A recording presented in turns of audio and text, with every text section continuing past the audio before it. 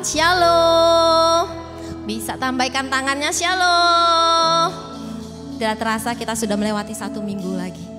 Kasih berkat, pertolongan Tuhan selalu ada buat kita. Pada pagi hari ini, setiap kita boleh berkata, Tuhan Yesus baik. Amin. Amin.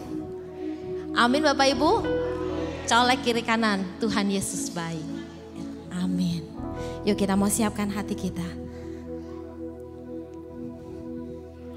Tuhan Yesus, terima kasih Yesus. Tuhan, Kau Allah yang sangat baik.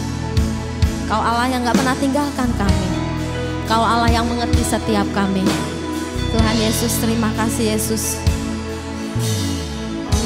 Yesus, Kau sungguh baik. Yesus, namamu indah. Cinta Kau selalu ku tinggikan, ku agungkan selamanya.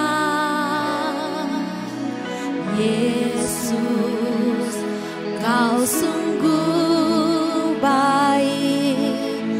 Yesus, namamu indah.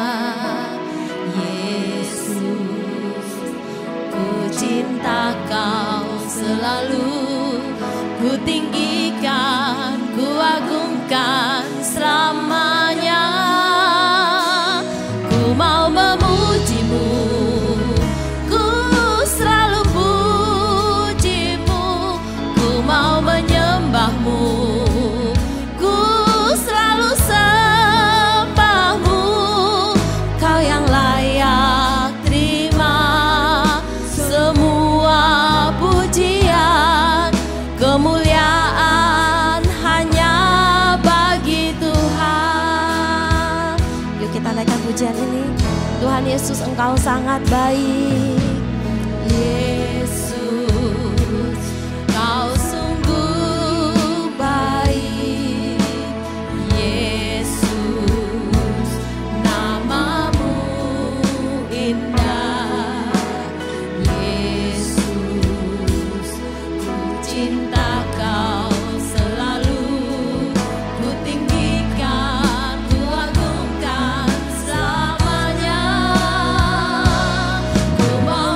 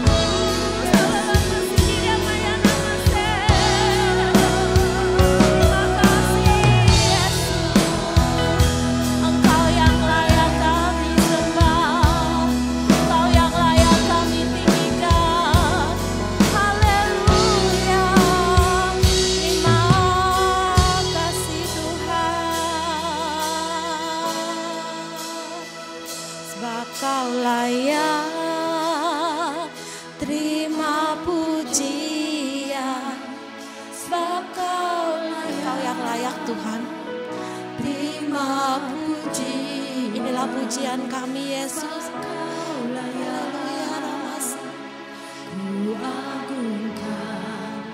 Yesus, Raja di atas segala raja, terima kasih.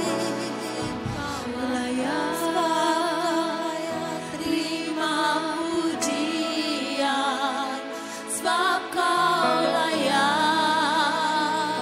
Terima pujian, sebab Kau layak.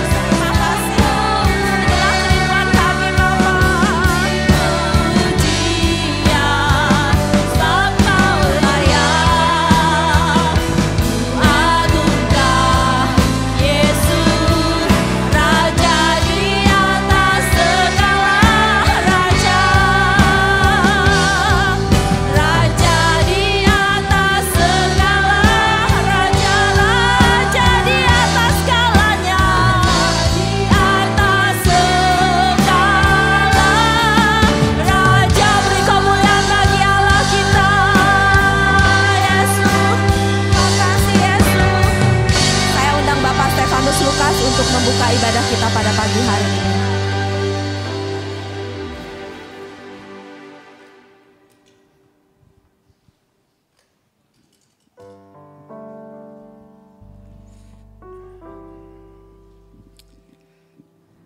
Pagi ini Tuhan kami bersyukur kami ada di rumah Tuhan.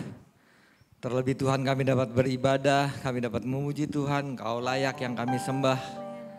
Kau Tuhan kami yang memelihara hidup kami sehingga kami ada di tempat ini Tuhan. Kami serahkan segala apa yang kami kerjakan hari ini, baik pujian Tuhan, kiranya Kau sendiri hadir dan ada bersama dengan kami. Sehingga apapun yang kami kerjakan pada hari ini Tuhan, Kau memberkati dan Kau berkenan Tuhan. Kau urapi para hamba-hamba Tuhan, para pelayan dan aktivis semua yang melayani kami Tuhan. Urapan datang dari Engkau Tuhan. Sehingga kami kembali ke rumah kami masing-masing Tuhan. Maka ada satu kesegaran jiwa, ada satu pemandangan, ada satu visi ke depan yang kami dapat. Sehingga kami dapat mengerti kehendak-kehendak Tuhan dalam kehidupan kami. Biar kami dapat memuliakan Tuhan. Biar kami banyak melihat Tuhan, banyak perkara besar yang selama ini tertutupi, kami tidak paham Tuhan. Tetapi di dalam Kau Tuhan semuanya terbuka dan transparan di dalam Kau Tuhan. Apapun Tuhan yang kami kerjakan hari ini, kami percaya di dalam nama Tuhan Yesus Kristus Tuhan, Engkau yang berkarya di dalam pekerjaan pagi hari ini. Kami berdoa, kami peralaskan hanya dalam nama Tuhan Yesus Kristus sebagai Allah dan Juru Selamat kami. Semua yang percaya katakan amin. Amin. Tetap berdiri Bapak Ibu yang dikasih Tuhan. Yuk kita mau naikkan pujian pemenang-pemenang Allah. Yuk kita lebih dari pemenang. Yuk.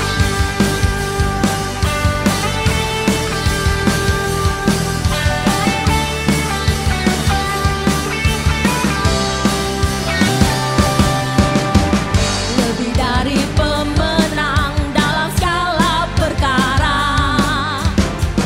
Iblis telah dikalahkan oleh kuasa darahnya. Jika Allah di pihak kita, siapa dapat melawan?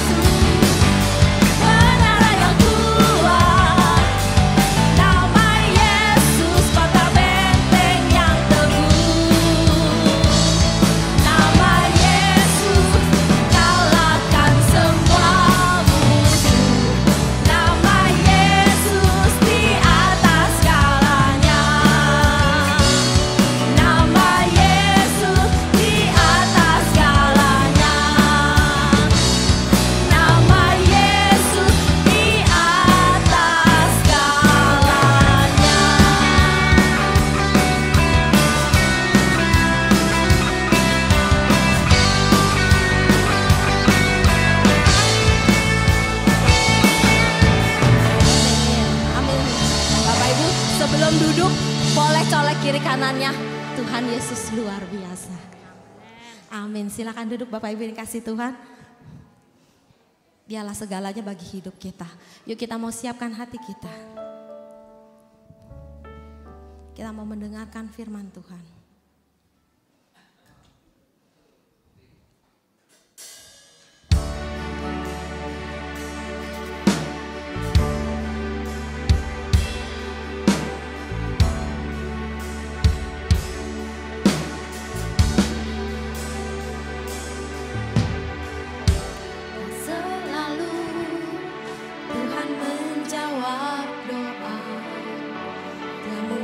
Beri yang terbaik di waktu yang tepat.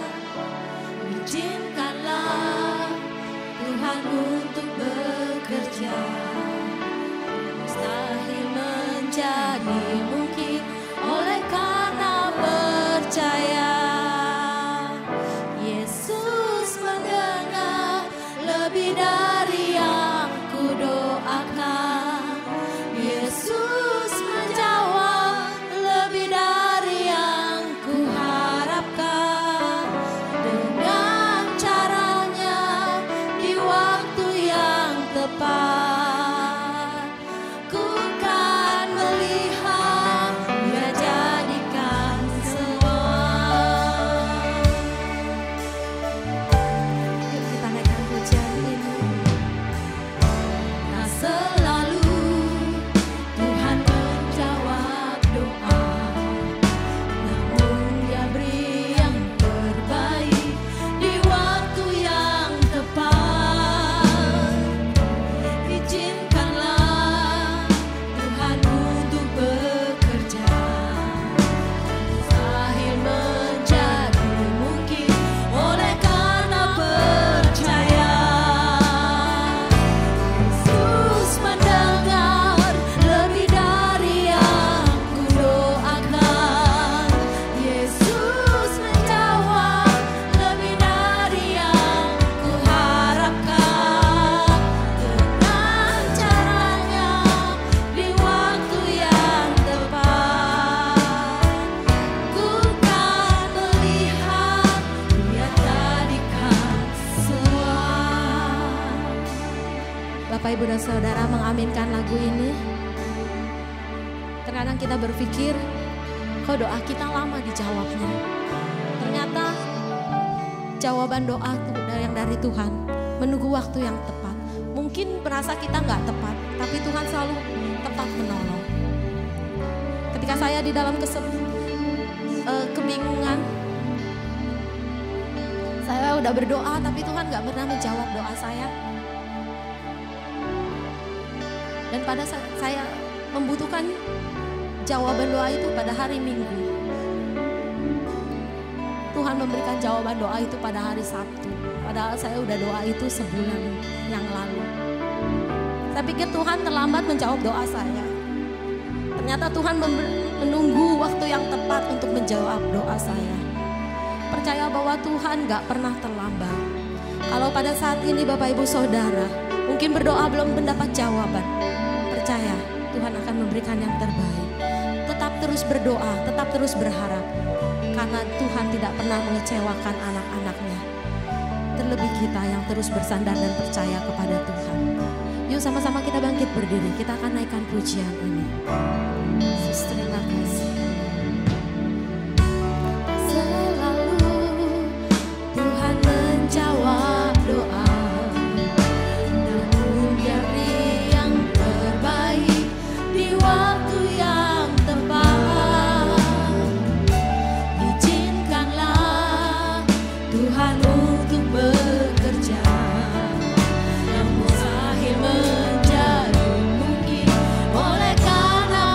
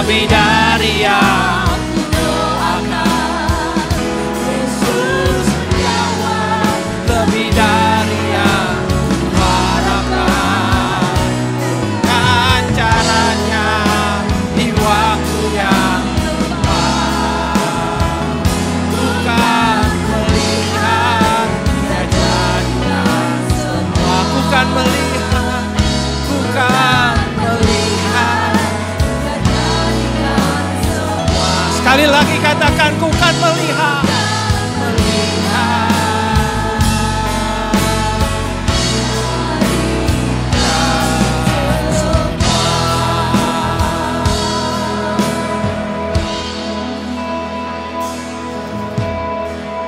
Kami akan melihat apa yang Tuhan akan jawab dalam doa-doa kami. Mata kami terbatas Tuhan. Mungkin kami hanya melihat apa yang ada di depan kami. Tapi Tuhan jauh melihat apa yang ada di depan kami. Kami hanya bisa melihat saat ini Tuhan. Tapi kami percaya Tuhan yang kami sembah adalah Allah yang berkuasa dan maha kuasa. Engkau jauh melihat segala sesuatu yang ada dalam diri kami. Bapa, kami butuh Engkau dalam kehidupan ini. Tuhan, terima kasih buat segala sesuatu yang Tuhan beri dalam hidup kami. Hari ini kami datang beribadah. Satu bukti Tuhan bahwa kami mengasihi-Mu Bapa. Kami mau mencari Engkau, mencari wajah-Mu, mencari hadirat-Mu Tuhan. Kami datang di tempat ini hari ini. Kami mau menyatakan kami butuh Engkau. Kami lemah Tuhan, tanpa-Mu kami tiada berdaya. Hanya karena pertolongan, anugerah dan kasih-Mu Bapa, kami boleh hidup dan kami boleh tetap ada sebagaimana hari ini Tuhan kami ada. Terima kasih Tuhan. Kami mau dengar firman-Mu, mari berbicara Tuhan kepada setiap kami. Agar kami boleh diberkati Tuhan. Kami pulang dari tempat ini. Kami boleh diubahkan. Hati kami, pikiran kami. Segala sesuatunya Tuhan ubahkan. Sehingga kami boleh menjadi anak-anak-Mu yang sungguh-sungguh seperti apa yang Tuhan mau. Terima kasih Bapa, kami menyerahkan semuanya ke dalam tangan-Mu. Hanya di dalam nama Tuhan Yesus kami bersyukur. Yang percaya katakan, amin. Shalom. Silakan duduk. Puji Tuhan, hari ini adalah satu sukacita bagi kita semua kalau kita boleh ada di tengah-tengah jemaat ini dalam ibadah pada siang hari ini.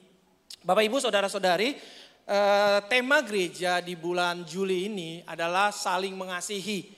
Kalau bulan Juni kemarin kita sudah mendengarkan pemaparan-pemaparan dari hamba-hamba Tuhan bagaimana tentang kepedulian, ya, peduli satu dengan yang lain.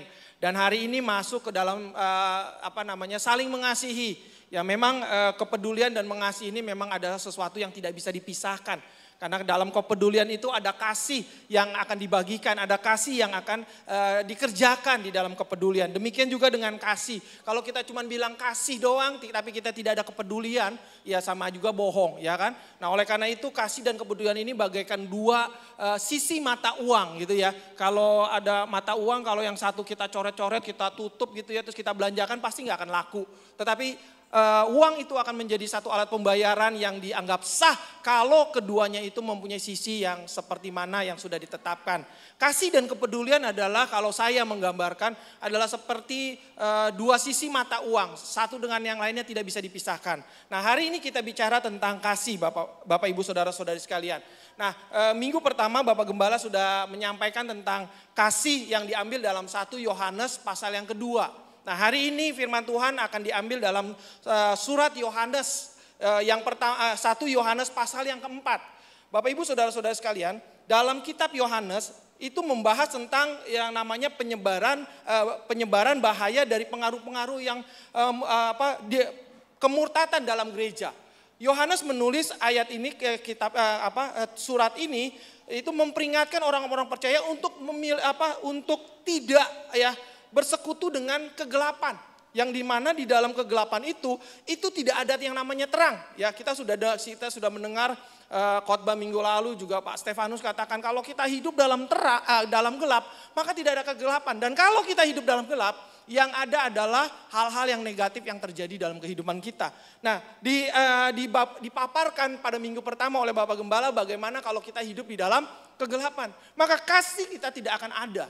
Ya, karena apa? Karena apa yang kita kerjakan itu semuanya adalah gelap, ya. Sedangkan kasih, ya nanti kita lihat kasih itu lebih kepada karakteristik Allah gitu ya.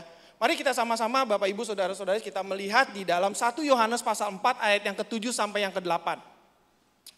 1 Yohanes pasal 4 ayat ke-7 sampai ke-8 firman Tuhan berbunyi begini.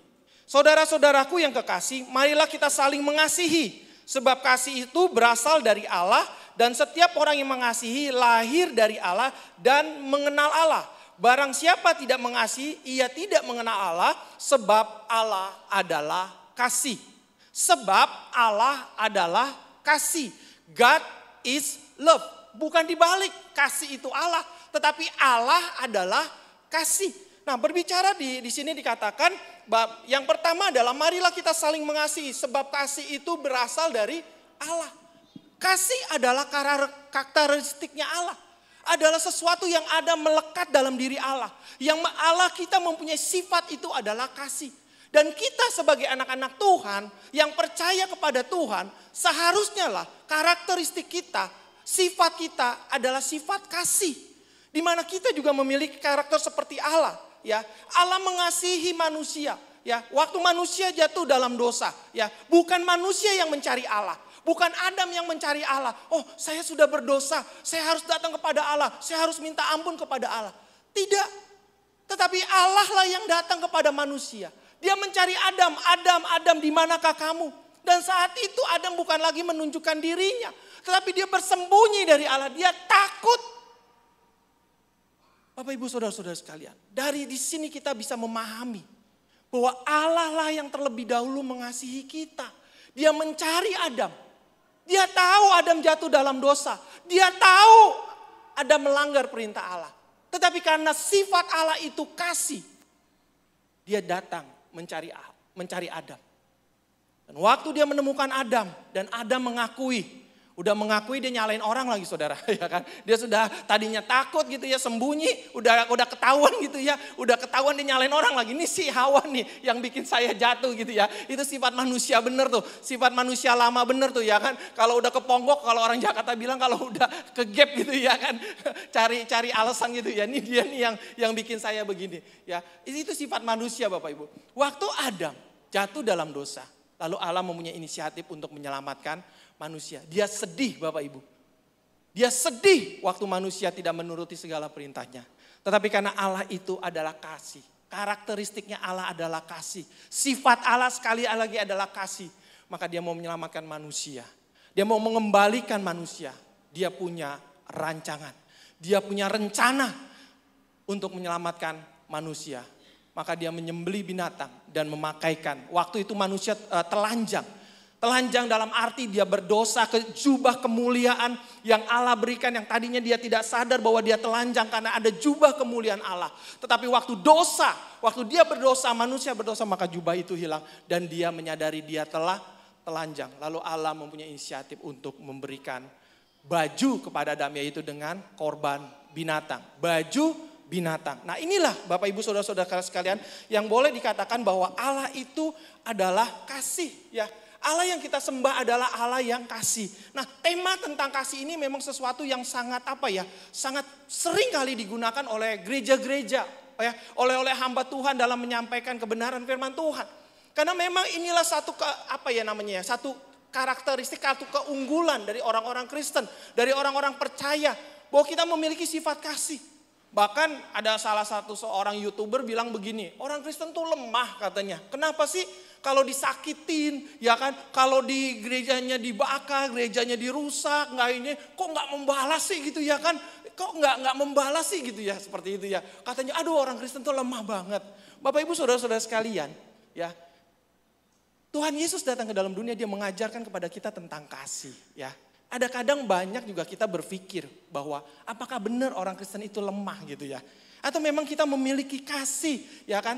Ya yang dirusak itu kan tempat gitu ya. Yang dirusakkan itu kan cuma wadah untuk kita ibadah. Tetapi apakah dia bisa merusak Tuhan? Dan siapa kita juga harus membela Tuhan ya kan. Tuhan gak perlu dibela, yang ada kita yang perlu dibela gitu ya kan. Tuhan gak perlu dibela, dia punya kuasa yang jauh di atas kita. Kalau dia dalam sekejap aja bagaikan kita menjentikan tangan aja habis semuanya. Tapi dia tidak lakukan, dia tetap mengasihi. Dia ingin orang-orang yang melakukan hal itu seperti Saulus dulu. Tuhan panggil dan bertobat dan dipakai oleh Tuhan. Kita nggak tahu dari berapa banyak orang-orang yang dulu menjadi dalam tanda petik, saya sering dengar kesaksian, seringkali membakar gereja, seringkali membunuh orang Kristen, seringkali menganiaya orang Kristen. Pada akhirnya dia menemukan Tuhan, dia bertobat dan dia percaya kepada Tuhan. Berapa banyak? Itu adalah bukti kasih Allah, ya.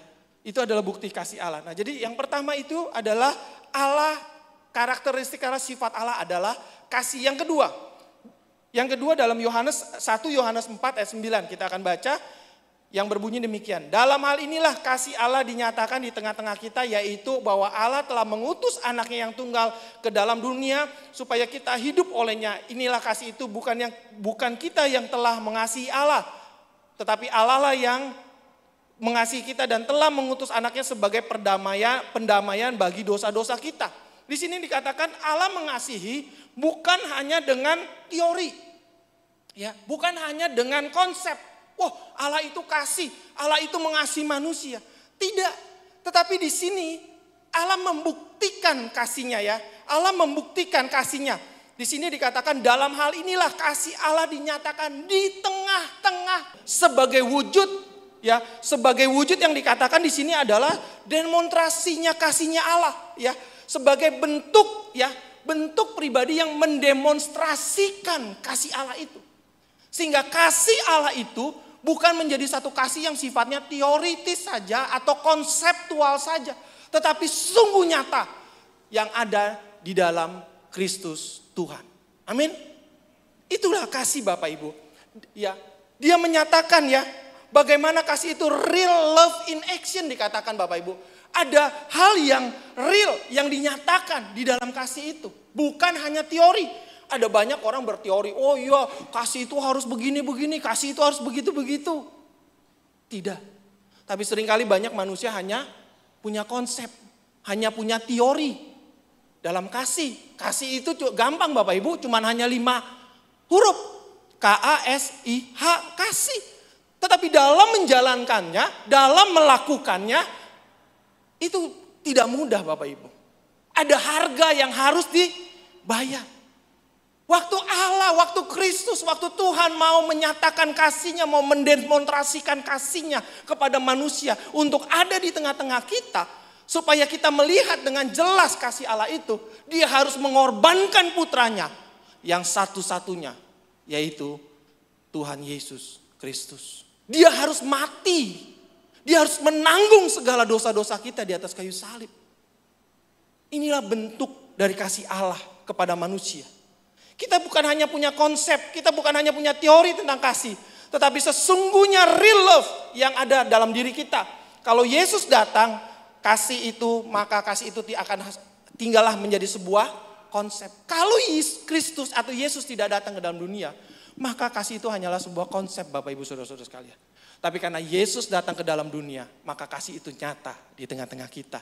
Dan kitalah adalah salah satu bagian yang menerima kasih Allah itu. Amin.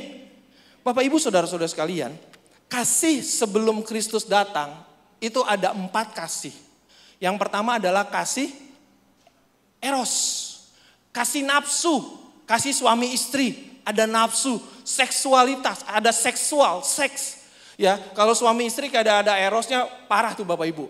Nggak boleh juga gitu ya. Nanti nggak punya keturunan atau ngeliat istrinya tuh nggak ada ininya sama sekali. Ya, ada namanya eros dan itu terjadi manusia. Ya, manusia dari dulu juga dengan lawan jenis ada yang namanya kasih eros. Yang kedua adalah kasih yang disebut dengan philia. Kasih philia ini atau phileo ini adalah kasih dengan sesama, kasih dengan saudara, ya teman-teman, ya kerabat, itu adalah kasih philia. Yang ketiga adalah kasih storge. Kasih yang lebih kepada keluarga, antara ayah ya dengan anak dengan orang tua, itu kasih storge. Pada awalnya kasih itu hanya seperti itu. Kasih ketiga ini adalah kasih yang bersyarat. Makanya Bapak Ibu coba deh ya, tanya kalau orang mau menikah, ya kan? Kenapa sih kamu milih dia gitu ya? Oh iya, saya mencintai dia, saya mengasihi dia karena saya sudah cocok sama dia. Loh, ya kan? Cocoknya apa? Ya karena dia 1A, 2B, 3C, 4D, 5E gitu ya. Dia begini, dia baik, dia penyabar, dia humoris, dia perhatian, lalalas gitu. Ya kan? Makanya saya akhirnya jatuh cinta sama dia. Akhirnya saya mengasihi dia, memilih dia menjadi pasangan hidup saya. Ya, ada list yang diuraikan, karena dia orangnya begini, karena dia orangnya begitu, karena dia orangnya begono gitu ya kan. Ada list gitu ya. Nah, saya juga ketemu jombloan sama jomblowati nih. Tahu kan ya, jombloan dengan jomblowati, orang yang belum punya pasangan gitu ya. Saya bilang, kenapa kamu belum punya pasangan? Iya kok, belum menemukan yang cocok gitu ya. Wah, yang cocok lagi gitu ya. Apa sih yang cocok buat kamu? Ya saya berharap dia begini, dia begitu. Bapak Ibu, ada list lagi tuh yang disebutin ya. Ada syarat lagi tuh yang ditetapkan ya, harus begini, harus bukono gitu ya. Ada syarat lagi yang ditetapkan ya. Itulah memang kasih yang dunia. Ada syarat yang ditetapkan. Kalau saya mau mengasihi kamu, kamu harus begini ya. Kalau saya mau mencintai kamu, kamu harus begitu ya. Itu memang dunia, ada syarat yang ditetapkan. Tetapi waktu Yesus turun ke dalam dunia, ada satu kasih yang diwujudkan oleh Allah. Kasih apa itu? Kasih apa itu? Agape. Kasih yang tanpa syarat. Kasih Allah kepada manusia yang tanpa syarat, yang Alkitab katakan Yesus mati bukan ketika kita sudah bersih dari dosa, tapi Yesus mati buat kita ketika kita masih berdosa. Yang percaya katakan amin. Puji Tuhan. Kasih agape lah setelah Yesus turun ke dalam dunia, dia mendemokrasikan kasih Allah itu, maka ada satu kasih yang berbeda dengan kasih sebelumnya. Kasih eros, kasih philia, kasih storge, berbeda dengan satu kasih ini. Yaitu kasih agape. Kasih yang tanpa syarat. Orang dunia bilang, bodoh kalau orang mengasihi dengan tidak ada syarat. Bodoh, bego gitu ya kan. Masa, ya kan? Nggak mungkin lah yang terjadi ya kan. Ya kan? Masa ada orang yang mau mengasihi kalau dia nggak mendapatkan kasih dulu, bohong lah, nonsen lah. Orang dunia mengatakan demikian. Tetapi di dalam kekristenan, di dalam Tuhan, kasih yang sesungguhnya adalah kasih yang tanpa syarat. Seperti kasih Tuhan kepada manusia. Demikianlah juga harusnya lah kita mengasihi Tuhan tanpa syarat. Tuhan, saya mau melakukan perkara, saya mau melayani, saya mau aktif di gereja, saya mau melakukan segala sesuatu di gereja. Tuhan, berikan saya rumah tinggal dulu yang bagus Tuhan. Berikan saya dulu kendaraan Tuhan. Baru deh saya nanti pelayan ke gereja. Saya latihan kalau ada latihan. Saya kalau ada doa saya jalan ke gereja kalau ada doa. Ada syarat yang ditentukan. Kebanyakan kita manusia seperti itu.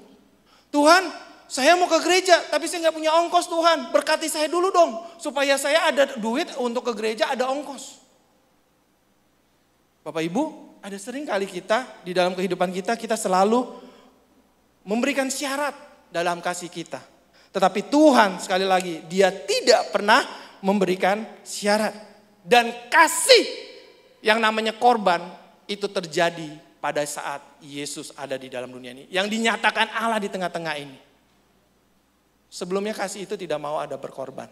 Kasih itu selalu timbal balik. Ya, timbal balik.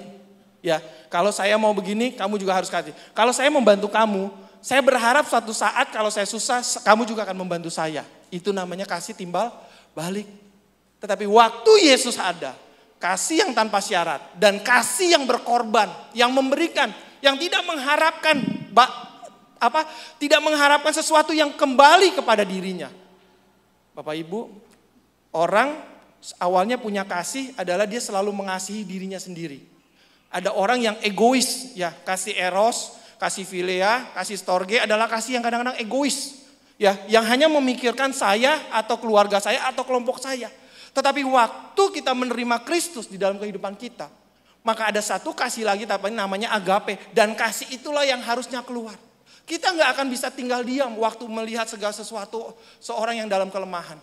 Kita nggak bisa tinggal diam, nggak enak kalau kita sudah melihat seseorang yang dalam keadaan kesusahan. Itu adalah kasih agape, kasih yang selalu memberi.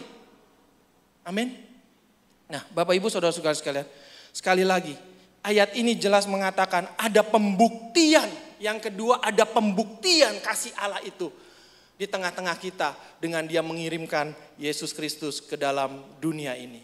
Yang ketiga, mari kita baca di firman Tuhan di dalam 1 Yohanes pasal 4 ayat 11 sampai 12 yang berbunyi demikian.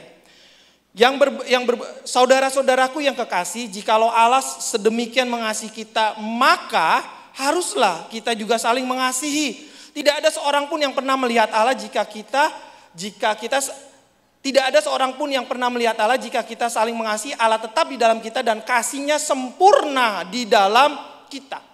Ayat ini menjelaskan bahwa jika kita saling mengasihi, Allah tetap di dalam kita dan kasih-Nya sempurna di dalam kita. Berbicara apa ini Bapak Ibu?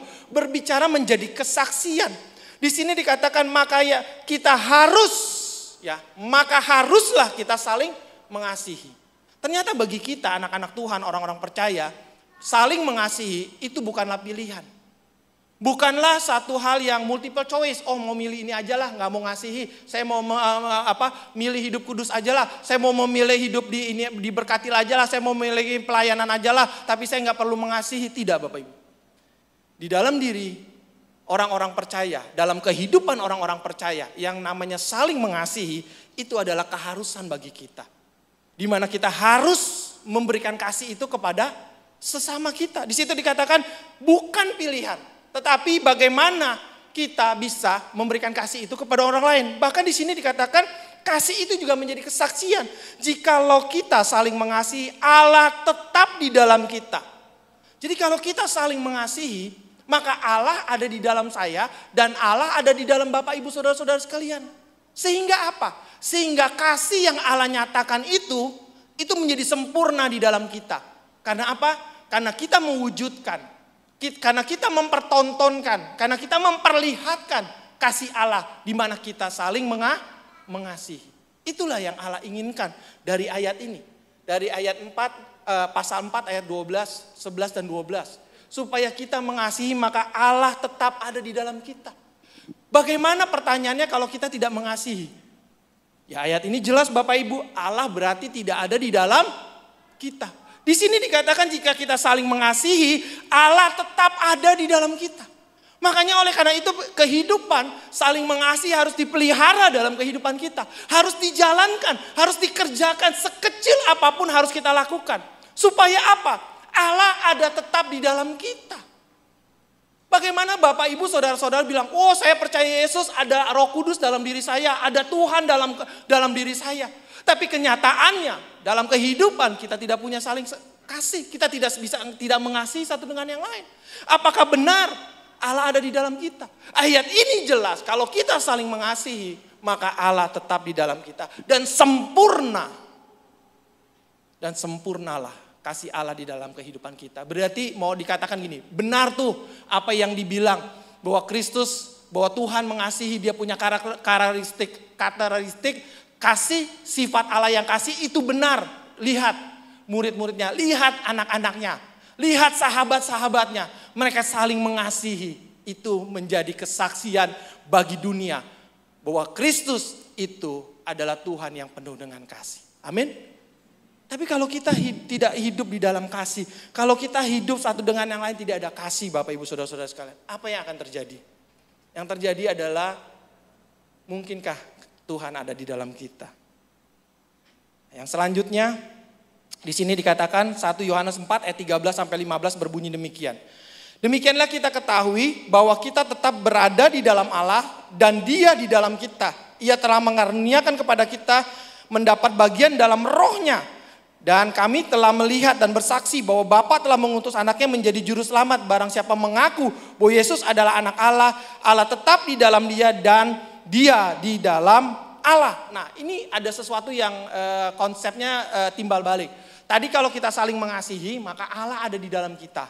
Nah sekarang yang keempat itu barang siapa mengaku Yesus ya Tuhan, maka kita ada tetap di dalam dia. Tadi kalau Allah di dalam kita ya, sekarang kita harus ada di dalam Dia. Dengan apa? Dengan tetap percaya kepada Kristus adalah Tuhan. Bapak Ibu, hari-hari ini hati-hati. Ya, hari ini hati-hati. Ada banyak pengajaran yang mau memberitahukan kepada orang-orang Kristen, orang-orang Nasrani katanya adalah Kristus itu cuma nabi. Ya, cuma nabi. Mereka memenggal banyak ayat-ayat dalam Alkitab. Mereka seolah-olah bilang gini, tuh kitabmu yang ngomong, tuh Alkitabmu yang bilang bahwa Yesus itu nabi. Di dalam Matius pasal 21 ayat 11 bilang gini. Dan orang banyak itu menyebut inilah Nabi Yesus dari Nazaret di Galilea. Betul kan? Betul kan?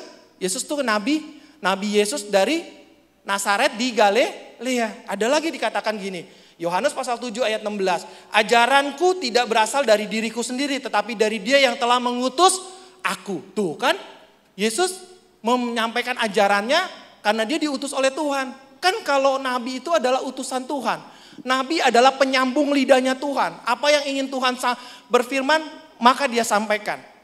Ada lagi dikatakan ayat yang lain, Yohanes pasal 8 ayat 28 bilang gini, ucapannya hanyalah sebagai yang diajarkan Bapa kepadaku. Jadi bukan perkataan Yesus. Jadi Yesus bukan Tuhan. Dia cuma menyampaikan ucapan Bapa kepada umatnya. Jadi dia seperti nabi-nabi yang lain. Nabi Musa yang menyampaikan firman, nabi siapa, bla bla bla bla dan lain sebagainya. Yesus sama, Yesus juga nabi. Yohanes 17 ayat 8 mengatakan begini. Di dalam doa iman agung Yesus berkata, segala firman yang engkau sampaikan kepadaku telah kusampaikan kepada mereka. Nah, ya. Dengan ayat-ayat ini kita mulai deh. Oh iya. Ya, kita mulai. Oh iya ya. Kok banyak sih ayat-ayatnya bilang bahwa Yesus itu nabi? Dan mereka dengan kata-kata yang bagus, dengan hal-hal yang meyakinkan, mau menekankan kepada kita bahwa Yesus itu nabi. Hati-hati Bapak Ibu Saudara-saudara sekalian. Ya. Kata-kata ini kalau kita pelajari, orang banyak mengatakan dia Nabi Yesus, itu karena perkataan orang. Jadi kalau dilihat siapa saya? Oh ya saya David. Oh siapa saya? Oh saya pelayan Tuhan di GKPY. Siapa saya? Oh saya adalah majelis. Kata orang, saya memang benar punya jabatan itu. Saya punya memang benar. Saya adalah yang dikatakannya. Seperti yang dikatakan oleh orang, Yesus memang Nabi. Kenapa? Salah satu jabatan dia adalah menyampaikan firman Tuhan. Tapi ingat loh, dia bukan nabi seperti nabi yang lain. Yang mati sudah selesai. Bahkan hidupnya pun ya Tuhan terima di surga atau tidak kita nggak tahu. Tetapi kalau Yesus beda, dia mati, dia bangkit dan dia naik ke surga. Inilah yang membuktikan yang membedakan yang dikatakan Yesus dengan nabi yang dengan yang nabi yang lain. Kalau konsep kita nggak memahami, yang pada akhirnya bilang, oh iya, Yesus tuh bukan Tuhan ya, Yesus tuh bukan Allah ya, dia cuma nabi. Bahkan hari-hari ini lagi heboh di YouTube, di media-media sosial, ya Yesus itu bukan Tuhan, Yesus itu hanya juru selamat, ya. Jadi Allah punya keselamatan untuk manusia, Yesuslah yang membawa keselamatan itu, ya. Sehingga Yesuslah yang dibilang, Yesus juru selamat, amin. Tapi Yesus Tuhan, no. Yang Tuhannya adalah Allah. Bahaya. Hati-hati Bapak Ibu. Konsepnya hati-hati. Ya, ada banyak waktu-waktu kita hari-hari ini kita seringkali depan gadget. Nonton adalah menyaksikan video-video pengajaran-pengajaran yang belum tentu jelas. Dan saya bingungnya adalah kadang-kadang ada hamba-hamba Tuhan yang sudah puluhan tahun mengajar, puluhan tahun menyampaikan firman Tuhan, tetapi mungkin dengan konsepnya yang dia bilang berkembang jadi aneh-aneh gitu ya Bapak Ibu ya. Jadi aneh-aneh. Tadinya percaya Tritunggal, sekarang jadi nggak percaya bahwa Roh Kudus itu bukan oknum pribadi, tapi Roh Kudus itu adanya rohnya Allah yang ada di dalam Allah. Jadi cuma ada Dui Tunggal, yaitu Bapa dan Anak, nggak ada Roh Kudus. Waduh, bahaya ya Bapak Ibu ya. Hati-hati Bapak Ibu.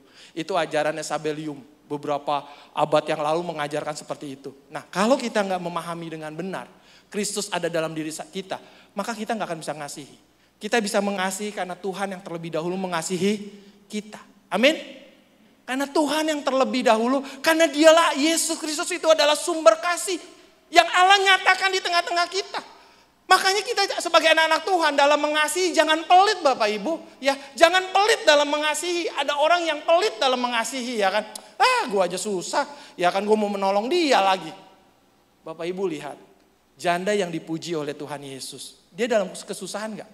Dia dalam hidup dalam susah. Waktu dia mau mempersembahkan, duitnya tinggal dua peser Bapak Ibu. Ya, tapi dia berikan semuanya. Karena dia mengasihi Bapak Ibu. Dia memberikan bukan karena nih lihat nih gue miskin tapi gue baik. Dia gak melakukan hal itu. Dia memberi dengan hatinya yang penuh dengan kasih. Dia memberikan dengan hatinya yang tulus. Maka Tuhan Yesus memuji dia. Dibandingkan ada orang-orang yang memberikan banyak nilainya. Tetapi mereka memberikan dalam kelebihannya. Tapi janda ini memberikan dalam kekurangannya dan memberikannya dengan kasih. Bapak Ibu Saudara-saudara sekalian. Mengasihi satu dengan yang lain bukan diukur dari berapa banyak kita punya. Mengasihi satu dengan yang lain bukan diukur dari berapa kita mampu. mengasihi satu dengan yang lain diukur dari apa yang kita sudah terima, yaitu kasih Kristus. Kasih itu, Tuhan itu kan, Kristus itu kan sumber kasih. Tuhan kita itu sumber kasih Bapak Ibu. Dia akan selalu mengalirkan kasihnya kepada kita. Tetapi waktu kita sebagai anak-anak Tuhan yang diperintahkan untuk memberikan kasih itu, untuk menyalurkan kasih itu, kita tidak menyalurkannya, kita tidak memberikannya, apa yang terjadi? Kasih Tuhan mandek dalam hidup kita. Tapi kalau kita berfungsi seperti saluran, maka Allah terus akan mengirimkan kasihnya kepada kita. Maka Allah akan terus mengalirkan kasihnya kepada kita. Dia sumber kasih yang tidak pernah kekurangan. Dia sumber kasih yang tidak pernah akan habis. Oleh karena itu anak-anak Tuhan, Tuhan mau untuk mengasihi satu dengan yang lain. Untuk mengasihi satu dengan yang lain. Ya, bagaimana caranya? Ya, bagaimana kita bisa mengasihi? Ada saudara-saudara kita, ya. Ada tetangga-tetangga kita. Nah, di ayat selanjutnya ke-6 dikatakan gini Bapak Ibu. 1 Yohanes 4 ayat 19 sampai 20 dan 21. Kita mengasihi karena Allah terlebih dahulu mengasihi kita. Jika seorang berkata, aku mengasihi Allah dan membenci saudara, maka ia adalah pendusta. Karena barang siapa tidak mengasihi saudara yang dilihatnya, tidak mungkin mengasihi Allah yang tidak dilihatnya. Jadi bagaimana kita bisa bilang, oh Tuhan aku mengasihimu. Tapi di depan mata kita, saudara kita, atau tetangga kita, atau kerabat kita ada yang kesusahan. Ayat 21, dan perintah ini kita terima dari dia, barang siapa mengasihi Allah, dia juga harus mengasihi saudaranya. Bicara tentang saudaranya, ini adalah bicara sesuatu yang luas Bapak Ibu. Terus kalau ditanya, kalau gitu kita mulai dari siapa mengasihi? Bulan lalu ya firman Tuhan sudah disampaikan dalam Galatia pasal 5 ayat 10. Masih ingat Bapak Ibu?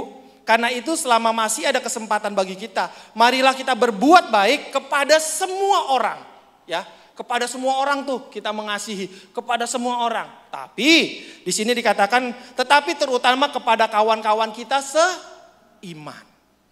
Apa maksudnya? Bulan lalu saya sudah katakan, oh kalau gitu orang-orang Kristen egois, ya nggak perlu ngasih orang-orang lain. Yang kita kasih keluarga kita dulu aja, kita kasihi jemaat ini aja dulu, jemaat lain bodoh, susah mau apa gitu. Bukan gitu Bapak Ibu.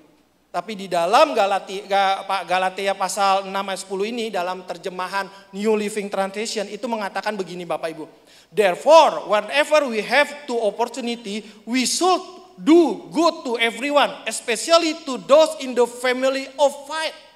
Family of faith, keluarga, seiman. Jadi bagaimana kita bisa mengasihi orang di luar sana kalau di dalam keluarga saja kita tidak bisa mengasihi?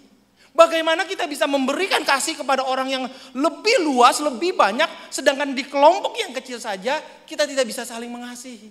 Di keluarga kita, ya lihat ada kesusahan, lihat ada hal-hal, kita nggak pernah namanya berempati, kita nggak pernah ada yang namanya mau mengasihi. Tetapi kita di luar sana kita mengasihi. Bapak Ibu, saya kemarin dapat satu quote ya dari John Maxwell bilang gini, ya buat kesuksesan orang yang sukses itu ya bukan hanya dia di luar mendapat tepuk tangan, bukan hanya di luar dia mendapat penyambutan, bukan hanya di luar dia mendapat penghormatan, bukan saja dia di luar mendapat pujian, tetapi waktu dia ada di dalam, dia tidak mendapat penghormatan, dia tidak mendapat pujian, dia tidak mendapat kemuliaan.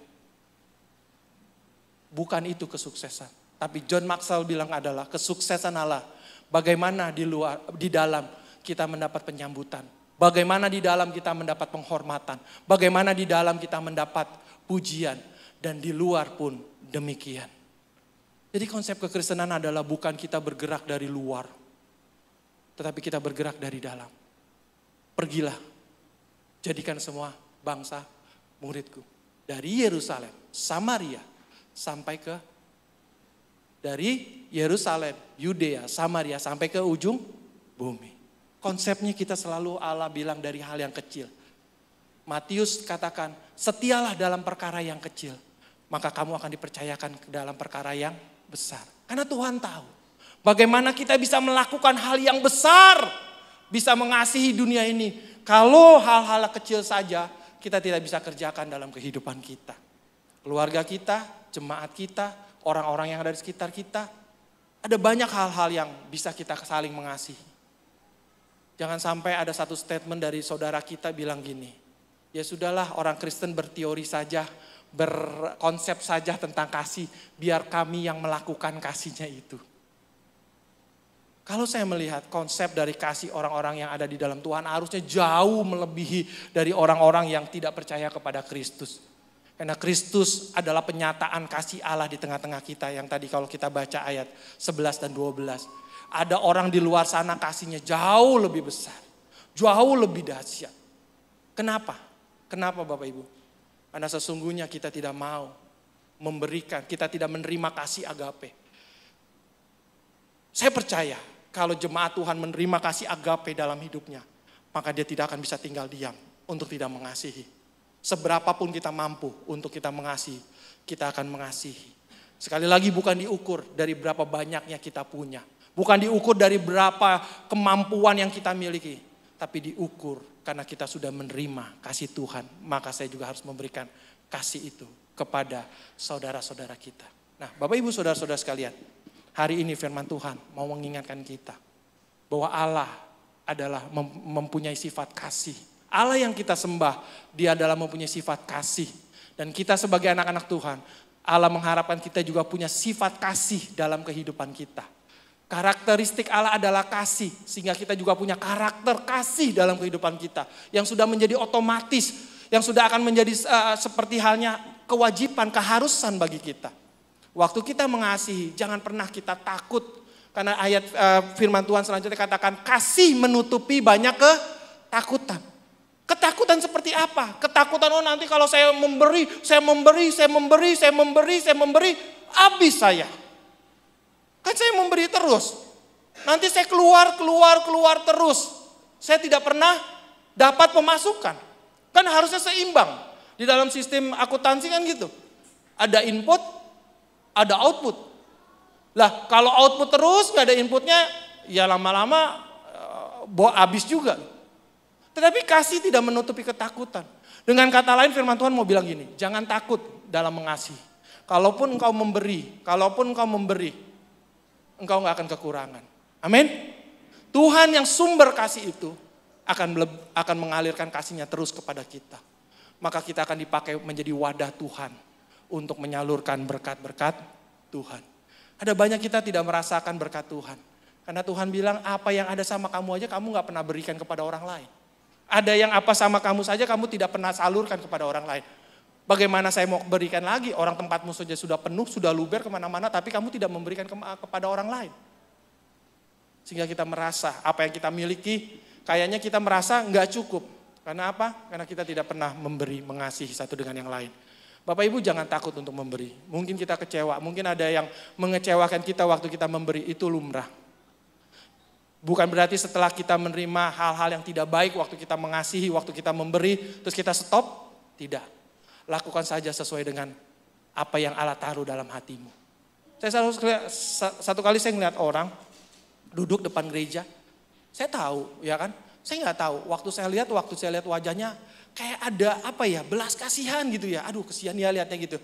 Saya cuma bilang ini mungkin perasaan saya aja kali gitu ya kan. Akhirnya saya cuekin aja, saya ke dalam, saya keluar, saya ke dalam. Terus waktu saya ketemu lagi, ada hati itu yang benar-benar kayak orang ingin memberi gitu Bapak Ibu. Ingin memberi, cueklah. Terus saya buka dompet, aduh tinggal selembarnya lagi saya bilang gitu ya kan. Saya belum ke ATM, tinggal selembar lagi. Saya bilang, wah ntar kalau parkir atau ada apa di jalan, wah repot saya gitu. Saya selalu punya prinsip kalau boleh di dompet saya tuh, jangan sampai nggak ada duit gitu ya kan. Karena kita nggak tahu kadang-kadang bawa kendaraan di jalan tiba-tiba ban pecah apa gitu. Kalau kita nggak ada duit, bannya mesti diganti. Waduh nggak ada duit, masa ngutang dulu sama tukang itu kan nggak lucu ya kan. Saya selalu punya prinsip di dompet. Waduh saya lihat, biasanya saya suka sempil-sempilin lagi tuh di kantong-kantong kecil gitu. Saya buka, waduh kagak ada, kepake lupa naruh lagi gitu. Tinggal selembarnya, Tuhan tinggal selembar Tuhan. Saya bilang gitu ya kan. Udah saya jalan.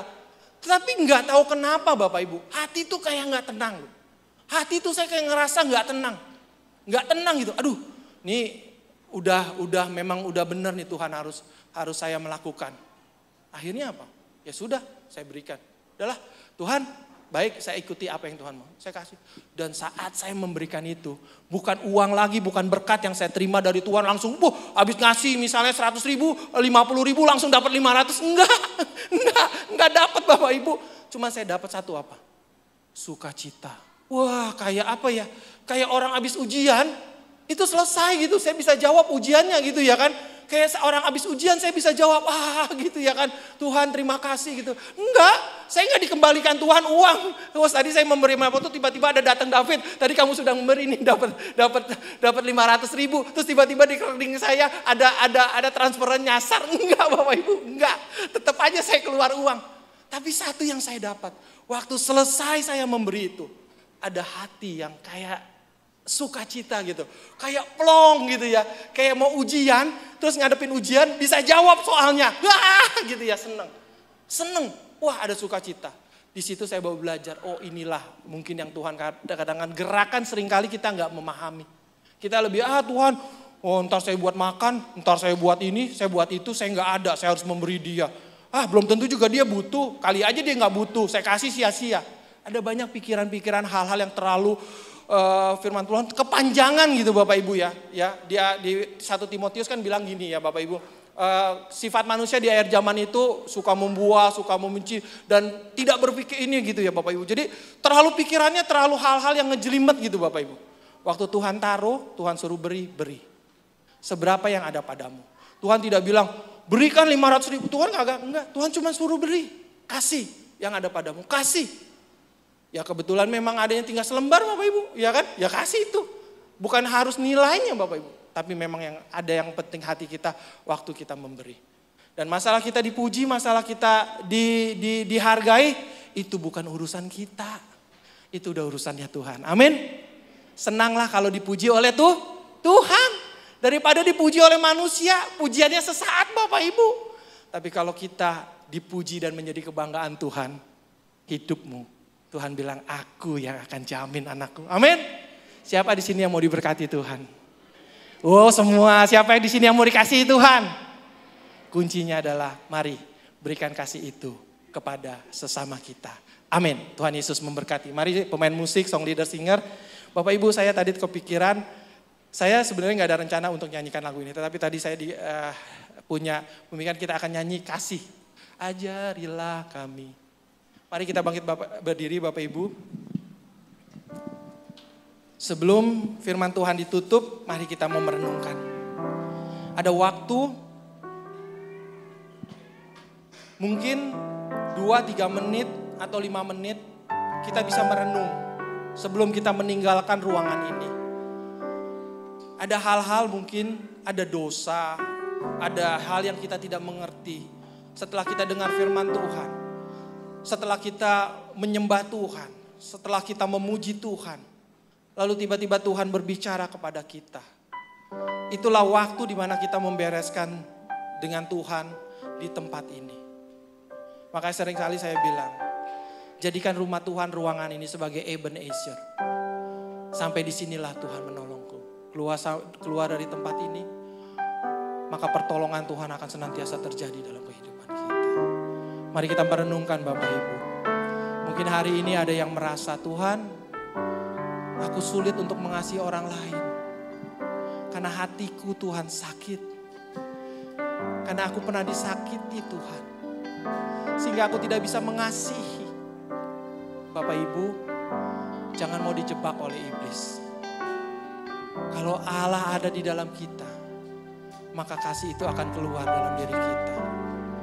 Hari ini kalau engkau merasa ada sakit hati, kalau engkau merasa gak bisa mengasihi, izinkan Tuhan untuk membereskan semuanya. Sehingga keluar dari tempat ini, kita sungguh-sungguh bisa memulai sesuatu yang baru. Bisa memulai mengasihi satu dengan yang lain. Mengasihi bukan selalu harus memberikan uang. Mengasihi bukan harus selalu memberikan materi kepada orang lain. Tapi saling mengasihi dengan kita bertegur sapa. Dengan kita menanyakan kondisi keadaannya. Waktu ada yang sakit kita dengar beritanya. Kita langsung mungkin WA orang itu. Atau kita langsung berdoa buat orang itu. Itu adalah wujud kasih yang Allah mau dalam diri kita. Bukan harus, wah kamu gak memberikan uang, maka kamu bukan mengasihi. Tidak Bapak Ibu. Kasih jangan diukur selalu dengan materi. Kasih jangan selalu diukur dengan uang ataupun apapun. Tapi waktu engkau ketemu dengan saudaramu, keluar waktu ibadah, engkau salaman dan mengucapkan Tuhan Yesus memberkati. Shalom, sehat selalu tante, sehat selalu om, sehat selalu Bapak Ibu. Itu adalah bentuk perhatian kasih yang kita bagikan kepada orang lain. Maka kesehatan, shalom, damai sejahtera Allah, berkat Allah akan Allah curahkan dalam hidup. Kasih.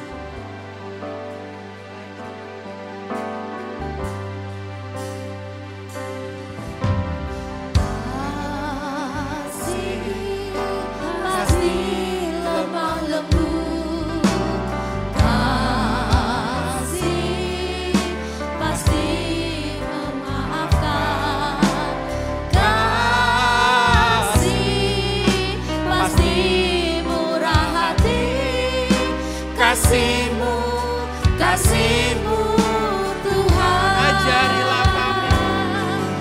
Ajarilah kami ini saling mengasihi.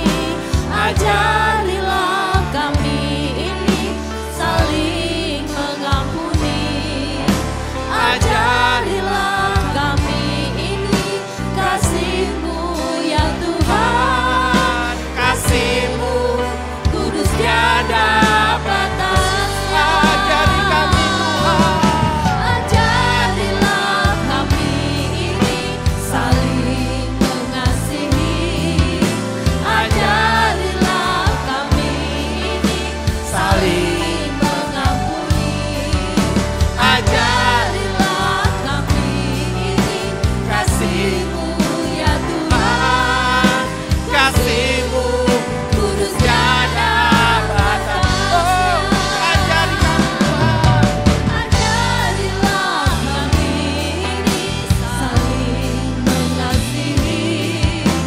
ajarilah kami ini saling mengampuni.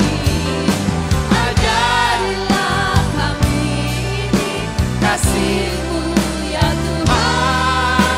Kasih-Mu Kudus tiada batasnya.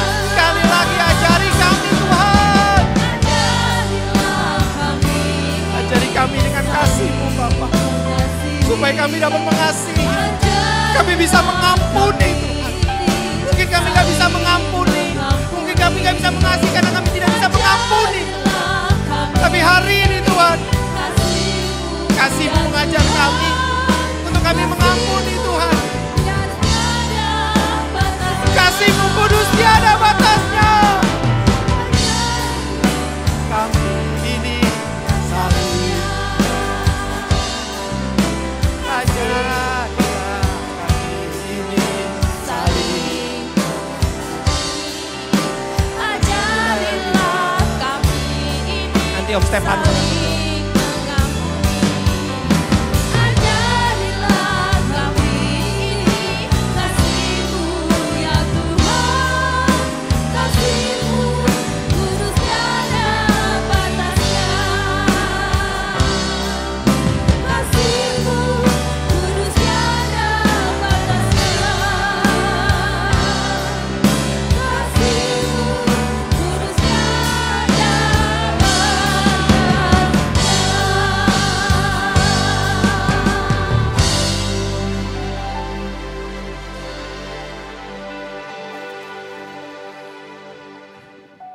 Sungguh Tuhan firman-Mu begitu indah bagi kami.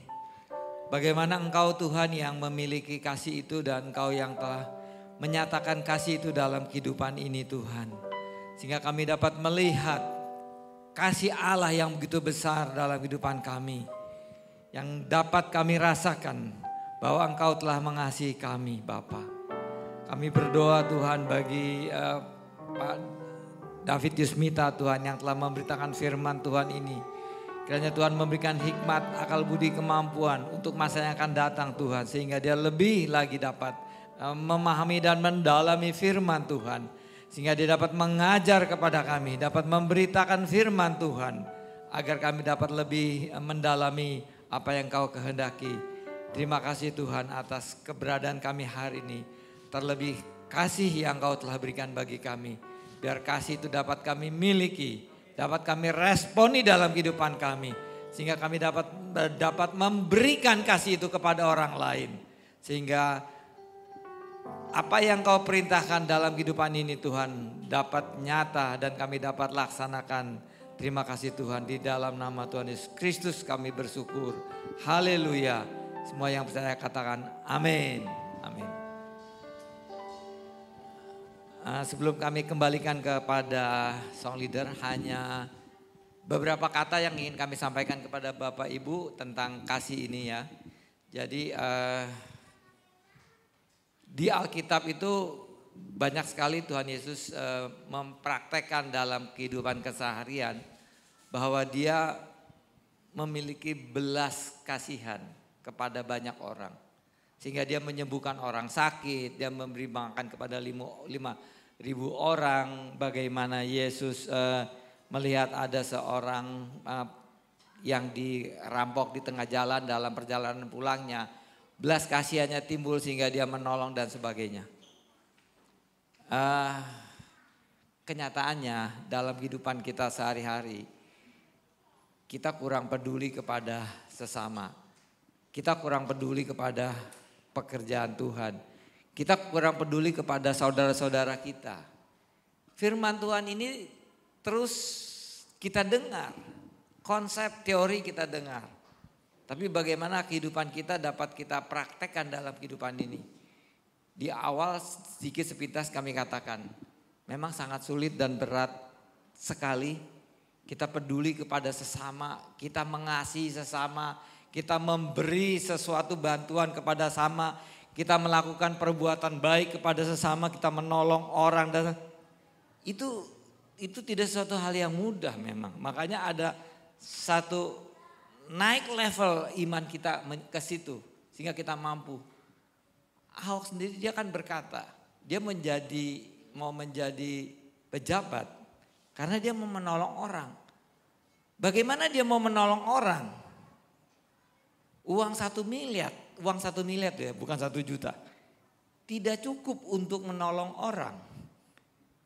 Tidak cukup. Makanya dia kalau jadi pejabat dia katakan, dia mau menolong rakyat Indonesia. Bukan saya promosi Ahok ya, enggak ya. Enggak, cuman saya menyampaikan tentang kasih ini. Bagaimana kita bisa menolong orang, kita bisa peduli kepada orang. Kita bisa sehati kepada seorang. Kita bisa mempunyai belas kasihan kepada seseorang.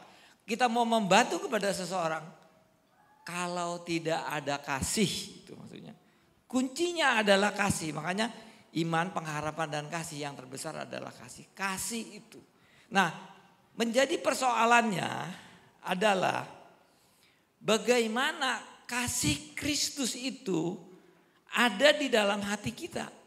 Kasih itu kita respon. Tanpa kasih kita respon, tanpa kasih itu kita hayati, tanpa kasih itu kita resapi, tidak bisa kita ada kasih. Tidak bisa kita menolong orang. Tidak bisa kita mengasihi sesama. Kuncinya adalah kita bisa meresapi, merespon kasih itu. Kayak saya makan obat. Obat kalau tidak direspon oleh tubuh, obat itu tidak ada efeknya. Terbuang.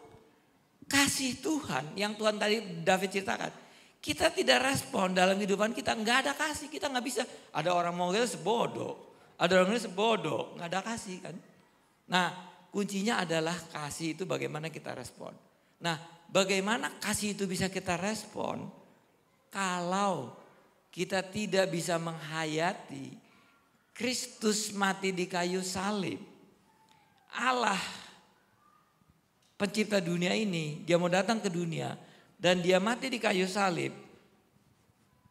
Kita tidak dapat atau tidak mampu untuk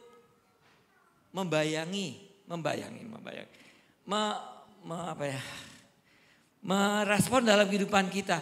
Kalau kita bisa menghayati kematian Kristus di kayu salib itu kasih timbul.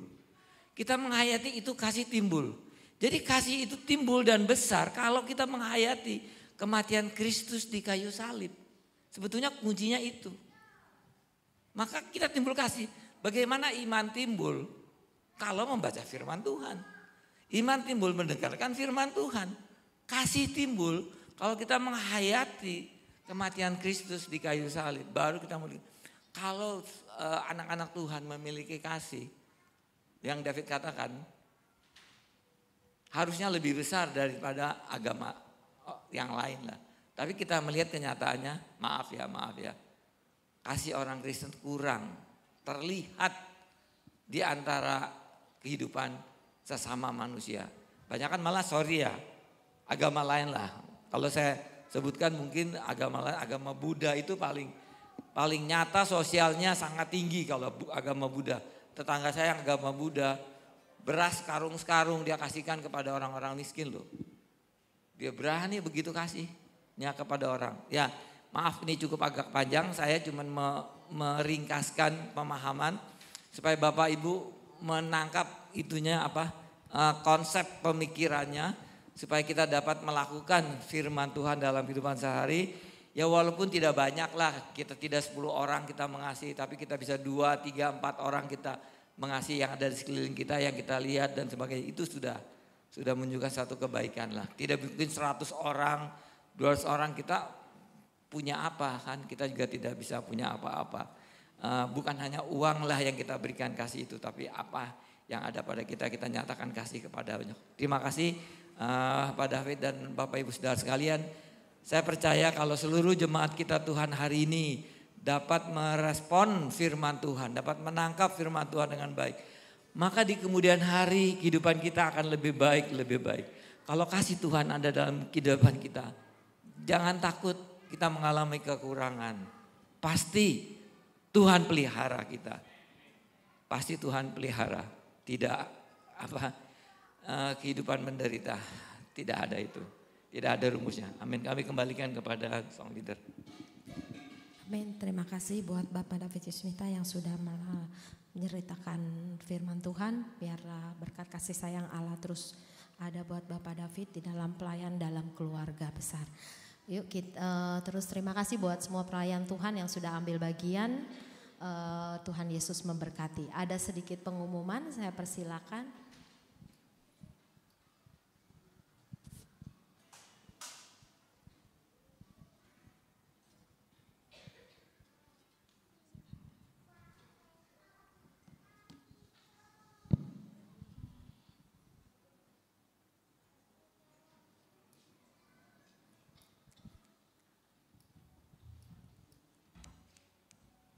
Shalom, aku perwakilan dari teman-teman remaja pemuda mau mengundang teman-teman para remaja dan pemuda semua untuk kita sama-sama mengikuti acara gathering yang akan diadakan pada hari Sabtu nanti tanggal 22 Juli 2023. Lokasinya di Cisarua, Bogor.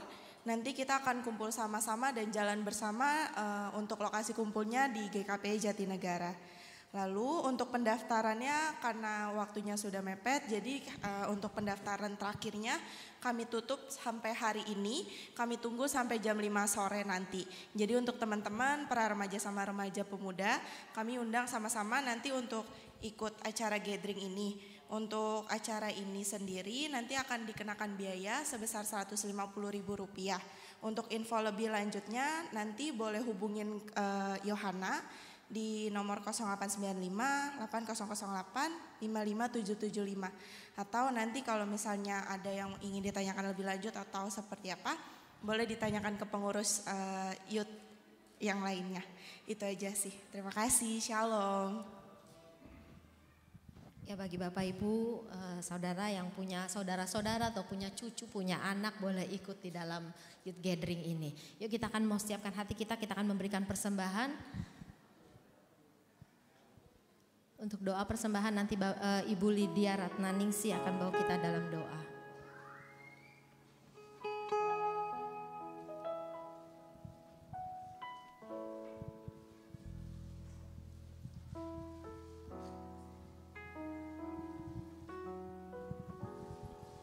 Mari kita berdoa. Bapa di surga, terima kasih Tuhan. Kalau pada siang hari ini Tuhan kami sudah memuji Engkau, kami sudah menaikkan doa kami sudah mendengar firman-Mu Tuhan. Terima kasih Tuhan. Kalau pada siang hari ini kami akan memberikan persembahan kami Tuhan untuk pekerjaan-Mu Tuhan. Terima kasih Tuhan atas berkat-berkat-Mu sepanjang hari ini, sepanjang minggu ini. Terima kasih Tuhan, kiranya Tuhan dengan berkat-Mu Tuhan kami akan memberikan yang terbaik. Terima kasih Tuhan, biar kami boleh memberikan dengan hati kami yang tulus. Terima kasih Tuhan, kami serahkan semuanya dalam kuasa darah-Mu. Dalam nama Yesus Tuhan kami. Haleluya. Amin. Amin. Selamat memberi, Tuhan memberkati.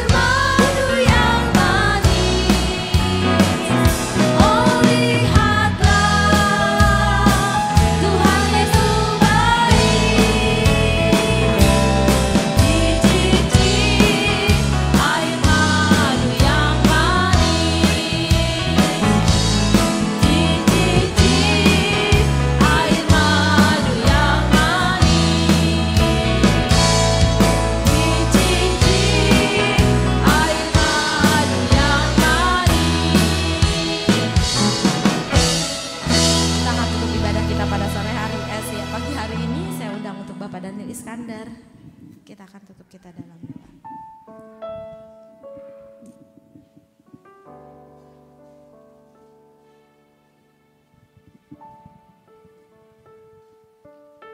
Kita bersatu dalam doa. Tuhan, Allah Bapa kami dalam surga, kami bersyukur berterima kasih untuk kasih anugerah yang Kau limpahkan kepada kami, sehingga kami boleh mengikuti ibadah ini. Tuhan, kami bersyukur, kami berterima kasih lewat pujian-pujian yang kami panjatkan. Terlebih Tuhan lewat firman yang kami dengar. Biarlah Tuhan bukan sekedar kami peduli, tetapi juga kami mau melakukan apa yang Engkau firmankan Tuhan. Sehingga lewat hidup kami, orang bisa melihat ada Yesus. Dan lewat hidup kami, biar Yesus dipuji dan dimuliakan. Bapa, ampuni kami kalau kami belum melakukan hal itu. Tetapi lewat Roh Kudus-Mu Tuhan yang meneguhkan kami untuk kami melaksanakannya firman yang sudah kami dengar. Terpujilah bagi nama-Mu Tuhan, syukur kami kehadirat-Mu. Bapa, kami berdoa untuk negeri ini. untuk Bapak Presiden, Wakil Presiden, para menteri dan para pejabat. Terima kasih hikmat-Mu menyertai mereka ya Tuhan. Sehingga mereka boleh memimpin negeri ini dengan takut akan Engkau. Berkati semua pemikiran mereka Tuhan. Berkati bangsa kami, bangsa Indonesia ini Tuhan. Biarlah kasih anugerah-Mu melimpah kepada bangsa kami. Jauhkan bangsa kami dari mara bahaya. Jauhkan bangsa kami dari segala hal-hal yang membuat bangsa kami menderita. Biarlah kasih anugerah-Mu Tuhan. Terlebih pengenalan kepada-Mu boleh terjadi kepada bangsa kami. Dan banyak jiwa boleh mengenal dan mengikut Engkau. Terima kasih Tuhan, terima kasih Tuhan. Kami ingin berdoa untuk masyarakat di sekitar gereja ini. Biarlah Tuhan gereja di sini boleh menjadi terang-Mu dan dirasakan oleh masyarakat di sekitar sini Tuhan. Sehingga keberadaan gereja ini boleh menjadi sukacita buat mereka. Sehingga terpancar kasih-Mu dan dirasakan oleh mereka. Berkati ya Tuhan. Demikian juga Tuhan, hamba serahkan jemaat ke dalam tangan kasih-Mu. Bapa, hamba tidak tahu pergumulan apa yang terjadi kepada jemaat-Mu yang hadir saat ini maupun yang mengikut dalam ibadah secara YouTube Tuhan. Tetapi Tuhan, biarlah lawatan-Mu terjadi. Kalau ada di antara anak-Mu yang saat ini datang dalam kondisi sakit atau berdoa untuk keluarganya yang sakit. Bapa, kami percaya lewat bilur-bilur Yesus ada kesembuhan. Sebab itu ya Bapa, di dalam nama Yesus kesembuhan terjadi. Tuhan, biarlah damai sejahtera-Mu mengalir kepada jemaat-Mu. Sukacita-Mu mengalir Tuhan, berkat-Mu mengalir. Terima kasih Bapa, terima kasih Yesus, terima kasih Roh Kudus. Dan hanya di dalam nama Tuhan Yesus Kristus kami berdoa dan mengucap syukur. Saudara yang kekasih, angkatlah tanganmu dan terimalah berkat. Saudara yang kekasih, pulanglah dalam kasih Allah Bapa. Anugerah dari Tuhan Yesus Kristus serta persekutuan Roh Kudus menyertai hidupmu mulai saat ini sampai Maranatha Tuhan datang kembali.